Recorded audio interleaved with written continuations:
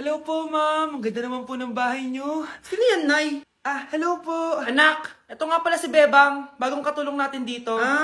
Siguraduhin mo lang na magaling ka, ha? Dahil ayoko sa lahat, yung tatanga-tanga. Opo, ma'am. Aayusin ko po yung trabaho ko. Sige na, mag-umpisa ka na maglinis. Sige po. Di ko talaga gusto yung bago namin katulong dito. Nakakainis yung mukha niya. Ano yun? Ano ba yan? Unang araw pa lang dito, may nabasag ka na agad? Sorry po, ma'am. Tatanga-tanga kasi maglinis? Di mo ba alam ng 1,000 pesos ang isa niyan? Linisin mo na yan! At wala ka sweldo na 3 araw, ha? Dahil wala ka naman pambayad niyan. Ganito nyo pala tinrato ang nanay ko. Humanda kayo. Bebang! Gawin mo nga ako ng kape. Ma'am. Ito na po yung kape niyo. Ano ba yan? Bakit malamig na to? Gusto mo tapo ko to sa mukha mo, ha? Sorry po, ma'am. Gawin mo ako ulit ng bago. Baka na pang magawa ko sa'yo. Sige po, gagawa na lang po ako ulit ng bago. Pakatanga. Ma'am, ito na po yung mainit niyo pong kape. Sa susunod, huwag kang tatanga-tanga kung ayaw mo mawala ng trabaho. Bebang! Kuhaan mo nga ako ng tubig dito. Ito po, ma'am, yung tubig niyo. Doon ka na nga. Yung makita pagmumukha mo. Sakit ng tiyan ko!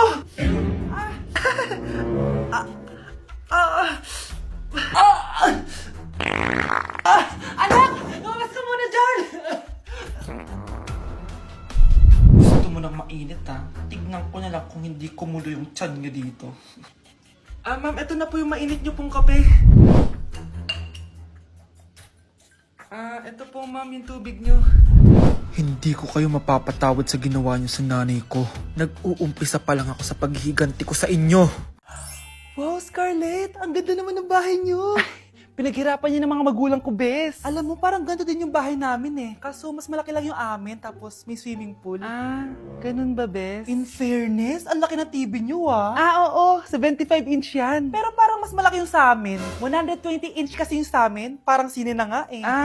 Laki nga, bes. Wow! Eto kwarto mo, Bes? Ang ganda. O, diba? Ako nag-design neto. Alam mo, Bes, yung kwarto ko, may second floor. Tapos may walk-in closet pa. Parang wala kang ganun. Hoy, di ka una, bes. Anong nangyari dito? Anak, magugas ka na ng plato dito? Ito na po, nay.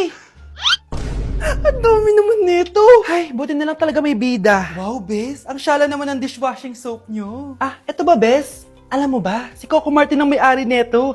At siya mismo ang namili at nag-test neto. Talaga ba, Bes? Oo naman, bes. Bida kontra sebo to.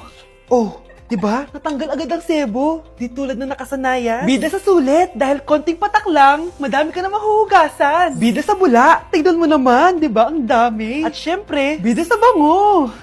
Nakakasyala talaga yung lemon plus calamansi scent. Malinis ang amoy. Ang ganda nga yan, Bes. Pasado talaga sa akin tong gawang Pinoy, kaya oras na para palitan ang nakasanayan. Dahil nandito na ang bida. Saan naman mabibili yan, Bes? Mabibili to sa TikTok Shop at sa Suking Sari Sari Store. Available in 700ml, 200ml, and 20ml. Sobrang mura, di ba? Kaya bida sa bulsa. Bida sa linis, bida sa buhay. Mag-break na tayo! Anak, i-ready mo na lahat ng gamit natin, ha? Sige, Nay! Bring me kulay red na brief! Meron ako! May nanalo na! Brief na kasama ko yan, ah! Be, di na ako, love. Okay lang yan, Be. Shot ka pa, oh. Love mo ba ako? Oo, Be. Love ka namin. Bakit di mo ako love? Di mo alam dahil sa'yo, ako hindi makakain. Ano ba yan dito? Ang ingay mo naman. Yung lukuin. Tulad mo na may pusong bato. Rosalinda, mahal kita! Mukhang may handaan doon kina Kumari, ah. Di man lang ako in-invite. Balik ko nga yung plato niya. Sige, kailan kayo dyan? Uy, Mars, ito nga pala yung plato mo. Babalik ko na. Aba, salamat naman at binalik mo pa yung plato ko. Last year pa to, ah. Ngayon ko lang naalala, sorry. Mukhang masarap yan, Mars, ah. Pengin lumpia tsaka spaghetti.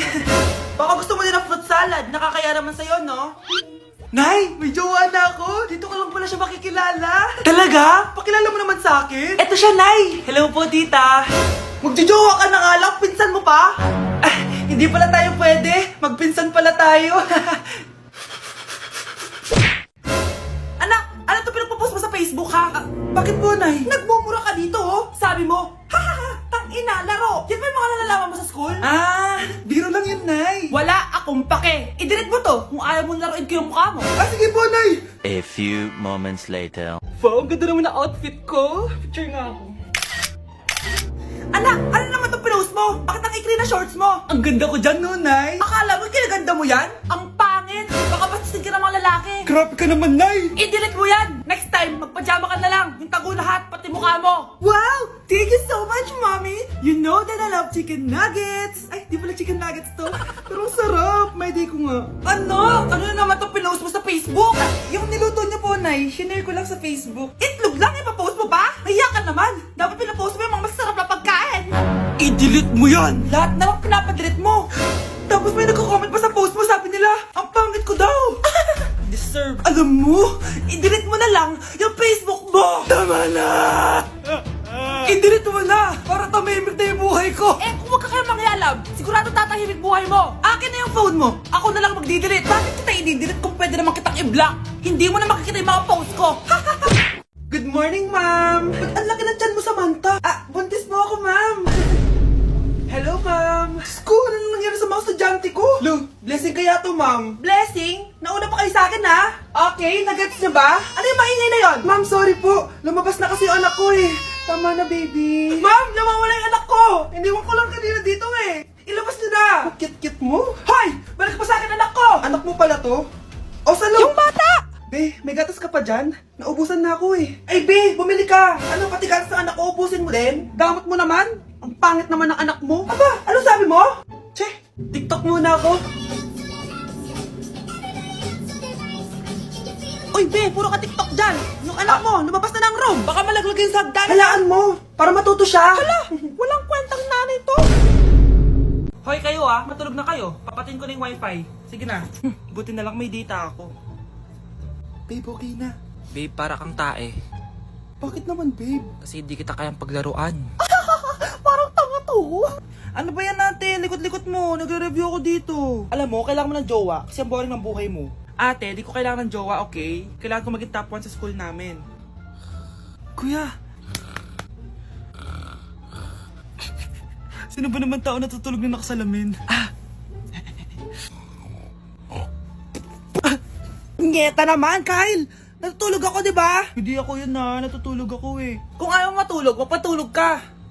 Ba't ang ingay ng mga batang yun? Teka lang. Ano ba yan ang ingay nyo? Hindi ako mapag-focus dito. Pinang matulog, mga punyeta talaga yun. Sinali, bakit? Bakit ang ingay nyo? Di ba sabi matulog na? Matulog na kayo Yes, makakapag-tiktok na ako.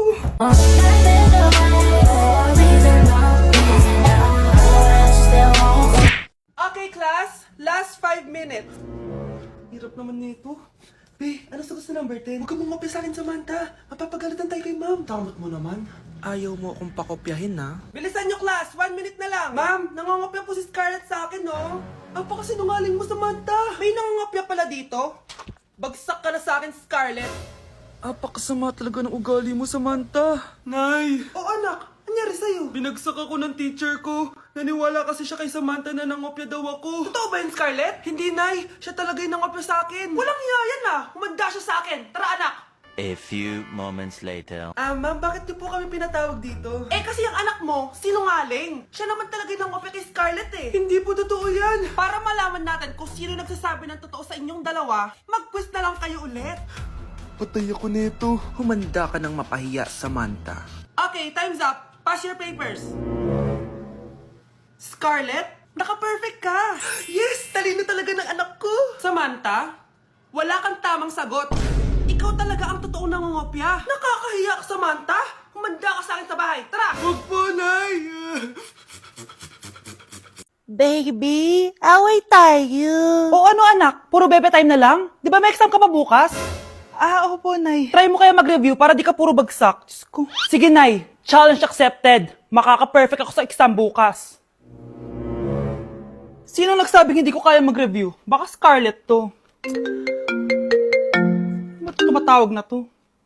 Oh, bakit, Bes? Nag-review ako. Te, may bago akong chika. Importante ba yan? Importante. So, eto na nga. Go, Te! Spill the tea! Ano nangyari? 1 hour later. O siya, sige na, Te. Mag-review na talaga ako. Storbo. Saan na ba ako? X, Y... Hala, break na sila. Ano nangyari? 1 hour later. Mag-review na nga ako.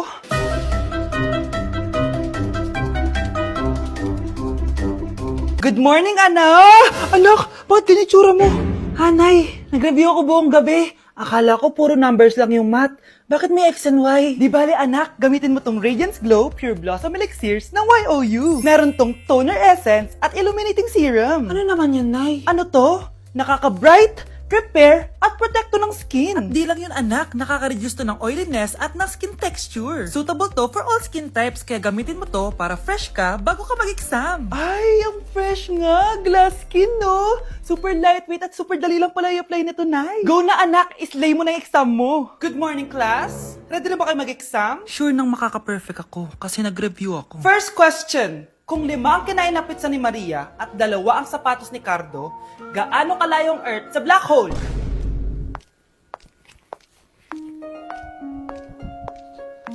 Hindi man lumabas ang mga nireview ko, ang importante, maganda ako.